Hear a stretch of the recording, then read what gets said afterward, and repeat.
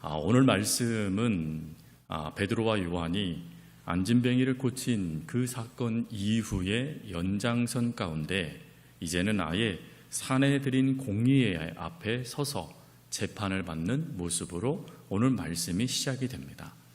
여러분, 사내들인 공의회라는 이 공의회는 헬라어로 수네드리온이라는 단어인데 그 뜻은 함께 모여 앉는다라는 뜻을 갖고 있습니다. 그래서 함께 모여 앉아서 또 중요한 의결들을 하는 기간, 그게 바로 사내들인 공의회였습니다. 그러나 단지 함께 모여 중요한 것을 논하는 것으로 끝나지 않고 사내들인 공의회는 유대교의 최고 의결기구이자 그리고 최고 법원이었습니다. 그리고 이 법원은 절대 권력을 갖고 있었고, 그리고 이 판결을 잘못 내리지 않기 위해서 후에 여기에 중심에 누가 섰냐면 대제사장이 섭니다. 그래서 대제사장의 중심을 두고 70명의 회원들이 함께 모여 판단하고 그리고 하나님의 법을 지켜나가는 최고의 의결기관이 사내들인 공의회였죠. 이 사내들인 공의회의 역사가 얼마나 컸던지 후에 로마가 예루살렘을 점령하였을 때에도 유대교의 이 전통과 그리고 이 기관, 법률적인 이 역할의 권한을 뺏지 않았습니다. 그래서 그 권한을 행사한 것이 바로 예수님의 십자가상의 죽음을 선언한 내용이죠. 그리고 오늘 두 번째로 이 사내들인 공의회의 횡포와 같은 모습이 등장합니다. 특별히 오늘 본문 말씀은 뭐라고 얘기하냐면 산자가 다시 부활했다 하는 소식을 전하는 그것에 대해서 불쾌했다라는 말씀으로 시작됩니다. 근데 왜 이것이 불쾌했는가? 그것은 자신들이 판단 내려 죽음으로 이끌었던 예수가 부활했다라는 증거이고, 그것이 실제라면 결국 자신들은 메시아를 죽인 사람들이 되기 때문에 그렇습니다. 그래서 자신들의 책임 면해보기 위해서 오히려 그 복음을 전하는 두 사람을 붙잡아 겁박하고 있는 것이 오늘 본문의 말씀이기도 하죠. 사실 이 사내들인 공의회에 들어오는 이들의 그 학력과 그리고 문화 또 사회적인 배경, 가문의 배경은 일반 유대인들은 감히 넘볼 수 없을 정도의 최고의 엘리트 집안, 또 최고의 명문 가문, 그리고 최고의 권력을 행사했던 사람들 중에서의 70명이었기 때문에 아무것도 배운 것이 없고 단지 갈릴리 어부였던 베드로와 요한에게 있어서는 그들의 엄포 또 그들의 말에 얼마든지 주눅들 수 있는 상황이었습니다. 근데 놀라운 것은 오늘 본문의 말씀은 이러한 상황이 완전히 역전되어져 오히려 베드로와 요한이 주의 복음을 증거하고 있었다라고 이야기를 합니다. 그러면서 이들의 마음의 상태를 성경은 한 단어로 표현하는데 그게 바로 담대하게라는 단어입니다. 여러분이 담대하다라는 이 단어는 파르레시아라는 단어로 그 뜻은 거침없이 복음을 증거하다라는 뜻을 갖고 있습니다. 즉 지금 자신들이 처해져 있는 상황은 심각한 상황입니다. 자칫 잘못하면 이스라엘 민족에게서 출교를 당하게 되어지고 그리고 자신의 모든 권한이 박탈당하게 되어지며 민족성도 자칫 잘못하면 완전히 빼앗길 수밖에 없는 그런 위기의 순간에 오히려 이들이 담대하게 복음을 증거했다라는 것입니다. 그러면 이들이 이렇게 복음을 담대하게 증거할 수 있는 이유가 있겠죠. 오늘 그 이유를 본문은 두 가지로 이야기를 합니다. 첫 번째로는 성령 충만함이 만든 담대함이었다라는 것입니다. 특별히 오늘 본문 8절에 보면 이에 베드로가 성령이 충만하여 이르되 라고 되어져 있죠.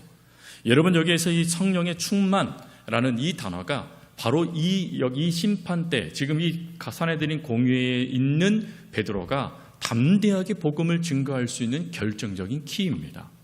오늘 이 성령의 충만함이라는 이것은 문법적으로 수동태 분사형으로 되어져 있습니다.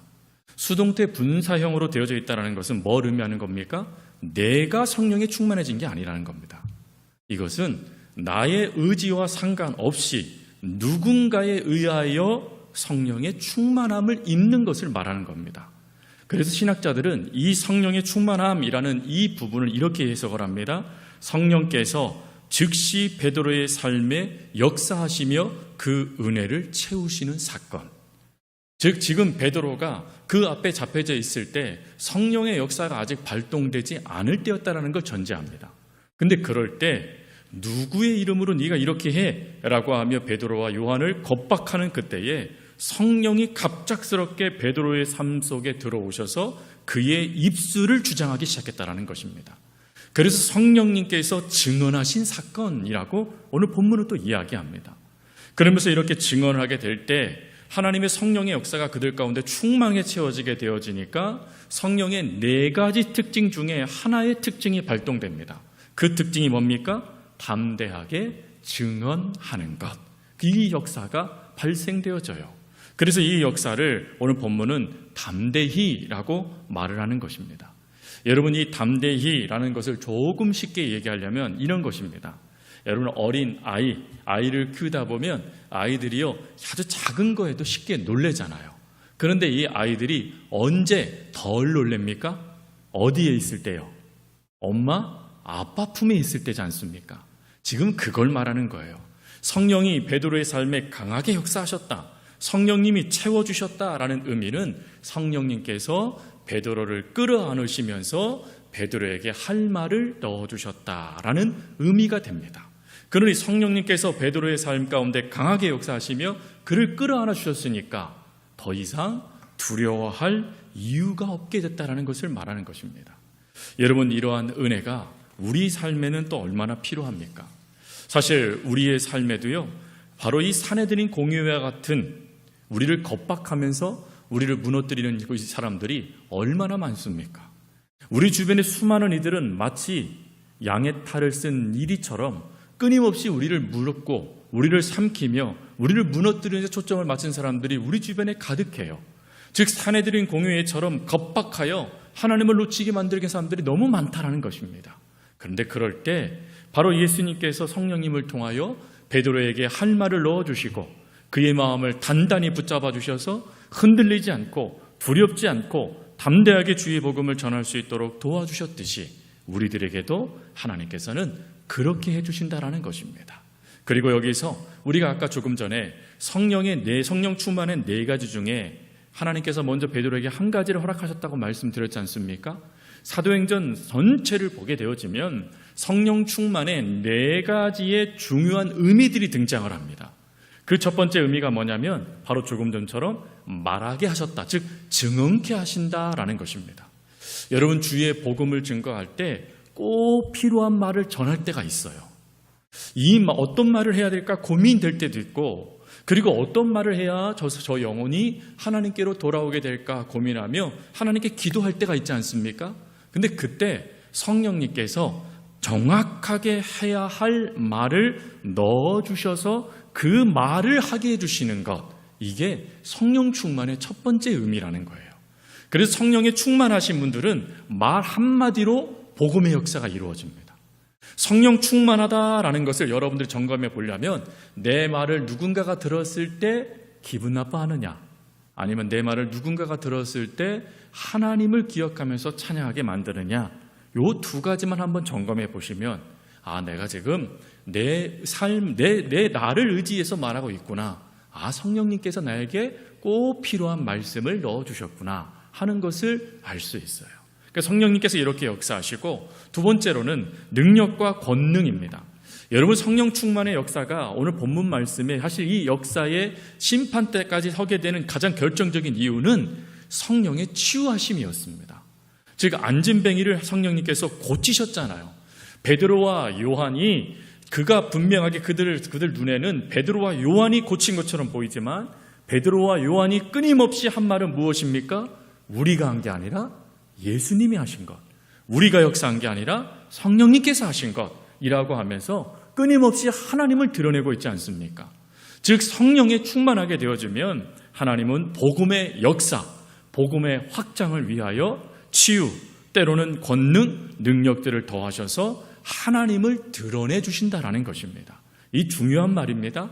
성령 충만할 때, 능력이 발휘될 때 내가 드러나는 게 아니라 하나님이 드러나게 만들어 주신다라는 거예요. 누구를 통해서요? 저와 여러분을 통해서 말입니다. 이게 성령 충만이에요. 그리고 세 번째 성령 충만이 뭡니까? 성령 충만이 우리 가운데 역사되어지면 상황과 환경에 따라 내가 흔들리지 않아요. 내 삶에 하나님께서 참된 샬롬의 평안함을 밀어넣어 주십니다. 그래서 그 기쁨과 은혜 속에 흔들리지 않고 믿음의 걸음을 걸어가게 해주세요. 어느 분이 그런 말 하실 때가 있잖아요. 아니 너 그렇게 힘든데 너 그래도 어떻게 예수님 그렇게 잘 믿을 수 있어? 내 힘이 아니에요. 누가 역사하신 거예요? 성령님께서 역사하신 거예요. 성령님께서 역사하셔서 성령의 충만함이 채워지게 되어지니까 내가 그런 삶이 사라져진 겁니다. 이게 성령 충만이에요. 그 네 번째 성령 충만이 뭐예요? 완전한 지배입니다. 더 이상 내가 주인된 삶을 살아가지 않아요. 하나님이 주인된 삶, 하나님이 다스리시는 것을 불편하지 않아요. 오히려 기뻐하는 삶을 살아가는 모습. 그래서 점점점 내 생각은 사라지는 것 같고 하나님의 말씀만 끊임없이 나타나는 상황이 되어지는 것, 이게 바로 성령 충만입니다. 그리고 이런 성령 충만이 되어지면 여러분, 원수도 드디어 사랑할 수 있게 되어지는 거예요. 즉 원수를 사랑하라, 내 의지로는 불가능해요. 그러나 성령님의 완벽한 지배를 받게 되어지면 원수도 사랑에 되어지는, 원수도 예뻐지는 모습이 나타나는 거예요. 여러분, 남편분들이 가끔 속썩일 때 있잖아요. 그러면 남편을 뭐라 그래요? 남편을, 저는 이거 하면 옛날에 한 장로님이 하신 말씀이 계속 기억이 나요. 목사님, 늙으면 남편을 뭐라 그러는 줄 아십니까? 뭐라 그러시는데요? 평생 왼수라고 합니다. 라고 하시더라고요. 여러분, 그 왼수가 사랑해지는 것은 누구의 능력이에요? 성령의 능력이에요. 지금부터 남편이 지금 너무 왼수처럼 여겨집니까? 그럼 내가 누굴 놓치고 있는 거예요? 성령님을 놓치고 있는 거예요. 그러니까 기도하시면 돼요. 이거는 남편들도 똑같습니다. 아내가 원수처럼 보일 때 있어요. 그러면 내가 성령님을 놓치고 있다는 것이니까 다시금 성령 충만한 삶을 허락해달라고 기도하며 하나님을 뭐 하면 돼요? 의지하면 되는 것입니다. 그래서 여러분, 여기서 이 성령 충만이라는 이 단어가 나오면 딱 하나만 기억하세요. 성령님께서 역사하시면 나는 내가 아닌 주의 자녀의 삶이 나타난다. 이것만 기억하시면 성령 충만의 모습을 이해하실 겁니다. 그리고 두 번째로 이제 베드로가 또 이렇게 담대하게 주의 복음을 증거할 수 있는 이유가 있어요. 그것은 예수 그리스도만이 유일한 구원의 하나님이시라는 절대적인 확신 때문입니다. 즉 예수님만이 유일한 구원의 길이라는 이 확신이 있었기 때문에 이 확신 속에 담대하게 종교 지도자들의 그 말에 대답할 수 있었던 거예요. 특별히 7절에 종교 지도자들이 뭐라고 얘기합니까? 너희가 무슨 권세와 누구의 이름으로 이 일을 행하였느냐라고 이야기합니다. 이 부분의 핵심은 이름이라는 단어입니다. 이 이름이라는 이 단어는 헬라어로 오노마라는 단어인데, 이 오노마라는 이 단어는 단지 그 사람의 이름이 어떻게 돼? 라는 호칭을 묻는 게 아니에요. 여기서 이 오노마라는 이 단어는 어떤 뜻을 담고 있냐면 그 존재의 본질, 그 능력의 전체, 그의 권위를 쓸 때 쓰는 단어가 오노마라는 단어예요. 즉, 그래서 이 본문을 이렇게 해석할 수 있습니다. 너는 누구의 능력으로, 권세로, 너의 누구의 권세와 능력으로 이와 같은 역사를 일으켰느냐라고 이야기하는 거예요. 특별히 오늘 본문에는 권세와 누구의 이름이라는 게 두 번 반복되지 않습니까? 그러니까 지금 이 말은 너의 그 능력 어디에서부터 주어진 거야? 라고 지금 질문하고 있는 것입니다.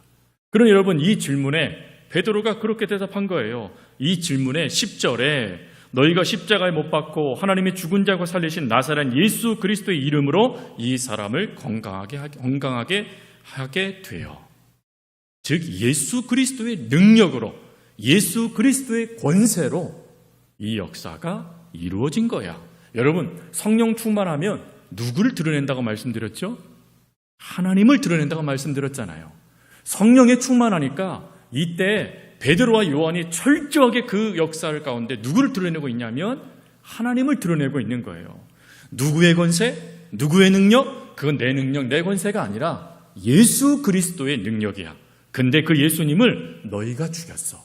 라고 이야기하는 것입니다. 여러분, 이러한 모습에서 끝나지 않고 아예 베드로는 확정 같은 도장 하나를 찍어요. 그게 뭡니까? 12절 말씀해 보니까 다른 이름으로서는 구원을 받을 수 없나니 천하 사람 중에 구원을 받을 만한 다른 이름을 우리에게 주신 일이 없다. 이게 무슨 말이죠? 과거나 현재나 미래나 예수님 외에는 구원자가 없다라는 뜻입니다. 즉 예수님을 통하지 않고는 어느 누구도 구원받을 수 없다라는 말입니다. 여러분, 이 말을 우리도 분명히 믿죠. 그래서 우리들도 복음을 전합니다. 근데 복음을 전하면 사람들이 뭐라고 말하냐면 어떻게 그 기독교를 이렇게 편협하느라고 말합니다. 수많은 구원의 길이 있는데 그 수많은 구원의 길을 각기 찾아가서 경정 중요한 구원을 이루어가면 되지 무슨 기독교만 유일한 길이냐고 그렇게 말합니다. 근데 여러분, 만약에 그 한 가정에 불이 났어요. 그곳에 많은 사람들이 있습니다. 근데 나가는 길이 저 비상문 하나밖에 없어요. 그러면 그걸 정확하게 알려주는 게 편협함입니까? 아니면 다른 길을 찾아봐 하는 게 편협함입니까? 알려주는 것은 생명을 살리는 길이죠. 즉 우리가 그렇게 말할 수밖에 없는 것은 유일한 길은 예수 그리스도밖에 없는 이것이 진정한 진리이고, 그리고 예수 그리스도 외에는 어느 길도 성경은 말씀하지 않으시기 때문에 그렇죠. 그래서 우리는 세상 사람들이 뭐라고 말을 해도 오늘 이 베드로처럼 예수님 외에는 구원받을 수 없어 라는 이 진리를 담대하게 우리도 확신을 갖고 증언할 수 있어야 돼요. 근데 여기서 여러분, 베드로가 이렇게 증언하는 데는 세 가지의 더 예수님이 누구신가에 대한 확신이 있었기 때문에 그래요.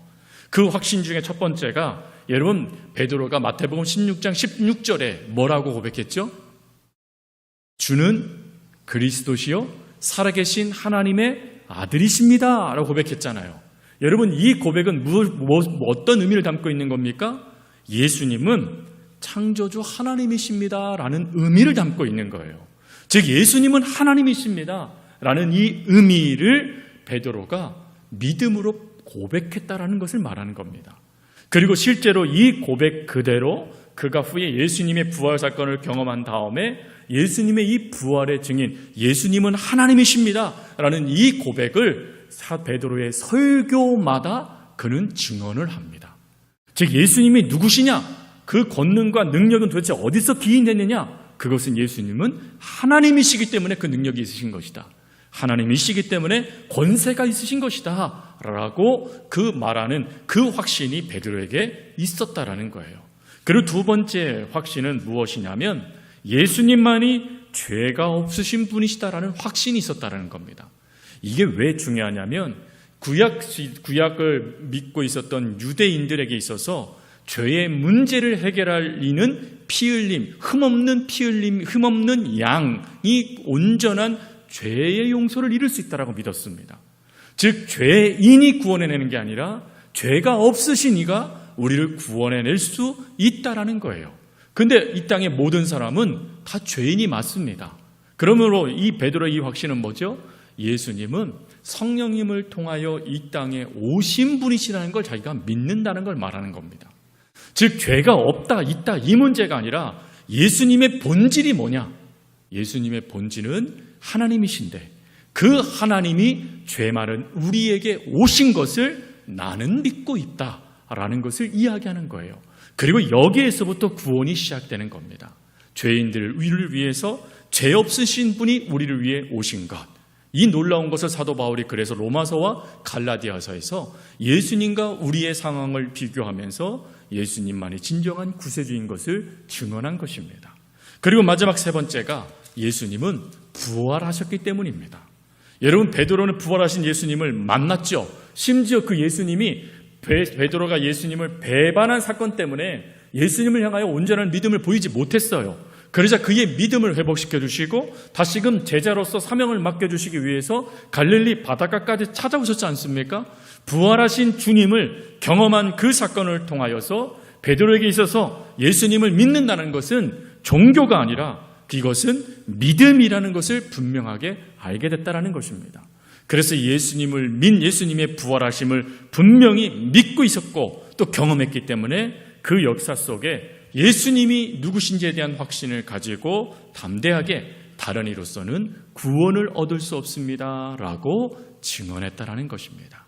성도 여러분, 오늘 말씀은 가장 중요한 두 가지의 진리를 우리들에게 말씀해 주세요. 그 첫 번째 진리는 무엇입니까? 우리가 언제 복음을 담대하게 증거하고 우리가 세상에 수많은 사내들인 공유회 같은 역사들이 주어져도 복음을 온전하게 증언하는 그런 삶을 살아갈 수 있습니까? 성령에 충만할 때, 성령님께서 우리 속에 역사하실 때 우리를 통해서 복음의 역사가, 우리를 통해서 샬롬의 평안의 복음이 온전하게 선언될 수 있다는 것입니다. 그리고 그런 복음을 증거하는 우리들에게 있어서 어떠한 믿음이 있어야 돼요? 예수님만이 유일한 구원자라는 믿음이 분명하게 우리 가운데 있어야 된다는 것입니다. 그러기 위해서 예수님이 누구신 걸 놓치지 말아라, 하나님이신 걸 놓치지 말아라 라는 것입니다. 예수님은 하나님이십니다.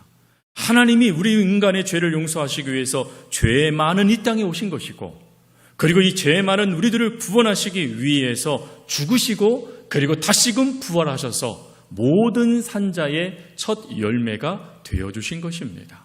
그러니 이 놀라운 은혜를 베푸셨던 주님의 그 역사를 우리도 믿는다라면, 또 성령님께서 우리의 삶에 그렇게 역사하실 것을 우리가 확신한다라면 우리들도 베드로처럼, 우리들도 요한처럼 이렇게 담대하게 주의 복음을 증거하는 하나님의 사람이 될 수 있지 않겠습니까? 그러니 믿으라는 것입니다. 여러분, 믿고 그 성령의 충만함을 가지고 담대하게 이 땅의 삶을 살아갈 수 있는 저와 여러분들의 삶이 될 수 있기를 간절히 주님의 이름으로 부탁드립니다. 우리 기도하겠습니다. 사랑과 은혜가 많으신 하나님 아버지, 오늘 말씀을 통하여 베드로가 예수님이 누구신지에 대하여 증언함에 있어 먼저는 성령님께서 그의 삶 속에 역사하셔서 성령님 안에서 담대하게 주의 복음을 전할 수 있게 되어졌고, 또 그는 예수님이 누구신가에 대한 분명한 확신, 예수님은 구원자이시고 하나님이시고 부활하신 분이라는 이 확신 가운데 그들을 겁박하며 또 그들에게 하나님의 복음을 증거하지 못하도록 만든 그들에게 오히려 주의 복음을 증거하는 역사를 베드로와 요한이 보여줬던 것처럼, 하나님, 저희들도 먼저는 성령의 충만함을 허락하여 주시옵시고, 그리고 그 성령의 충만함 속에 예수님이 누구신지에 대한 분명한 확신을 온전하게 가질 수 있도록 도와주시고, 그리고 그 확신 속에 예수님을 어떠한 순간에도 증언할 수 있는 저희들 하나님 되게 하여 주옵소서. 감사합니다. 언제나 저희들을 사랑하여 주시는 예수님의 이름으로 기도합니다. 아멘.